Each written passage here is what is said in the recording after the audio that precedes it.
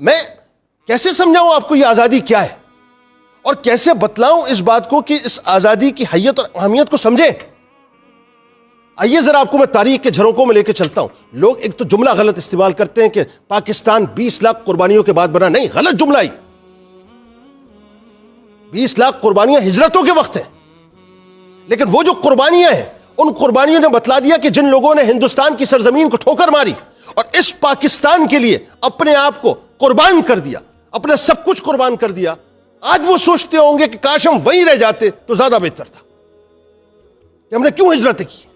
آپ کو معلوم ہے ایک عید ابھی 3 دن کے بعد آنے والی ہے. یہ 3 دن کے بعد عید ہے نا. ایک عید 1947 میں آئی تھی اور 18 اگست کو آئی تھی. آئیے ذرا میں آپ کو منظرنامہ بتلاتا ہوں کہ خوف و ہراس کا کیا عالم تھا، دہشت کا اور وحشت کا کیا عالم. ایک قیامت بپا تھی مسلمانوں کے اوپر، ایک قیامت کہ جو پاکستان کی محبت میں پاکستان کو اپنے وجود کا، اپنی روح کا حصہ بنا کر چلنا چاہتے تھے پاکستان کی سرزمین کی طرف. جالندھر کی سرزمین ہے، ہزاروں مسلمان اس وقت نماز عید ادا کرنے کے لیے عیدگاہ میں موجود ہیں. ابھی پہلی رکعت میں سجدہ ریز ہوئے تھے. پہلی رکعت میں ہندوؤں نے، سکھوں نے تلواروں، گنڈاسوں، برچھیوں اور بندوقوں سے مسلح ہو کے باقاعدہ ان کے اوپر حملہ کر دیا اور آنے واحد میں سینکڑوں مسلمانوں کے سر تن سے مکمل طور پہ جدا کر دیے. اس وحشیانہ انداز سے ان کو حملہ کیا کہ لوگ اپنی جان بچا کر بھاگ نہیں پا رہے تھے، اور جو بھاگنا چاہتے تھے ان کو بھالوں کی اور نیزوں کی نوک کے اوپر روک کے جو ہے ان کے اوپر ٹارچر کیا جاتا تھا. یعنی جالندھر کی جو عیدگاہ تھی وہ لاشوں سے مکمل طور پہ بھری ہوئی تھی. یہ عالم تھا.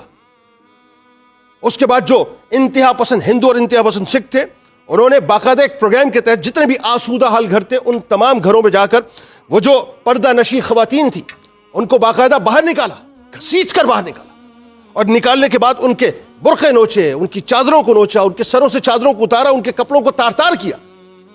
تار تار کرنے کے بعد ان کو مکمل طور پر برہنہ کر دیا، اور برہنہ کرنے کے بعد وہ ان کے مردوں کے پاس لے کر آئے اور لے آنے کے بعد ان سے کہا کہ اب اپنے مردوں کو عید مبارک کہو اور قیام پاکستان کی خوشی کی مبارکباد دو. تصور کر سکتے ہیں آزادی ملی کیسے؟ اندازہ کر سکتے ہیں آپ آزادی ملی کیسے؟ اور یہ وحشیانہ سلوک اس طرح سے رہا کہ ان کے شوہروں، ان کے بھائیوں، ان کے بیٹوں کی لاشوں پر کھڑے ہو کے ان کو رونے نہیں دیا.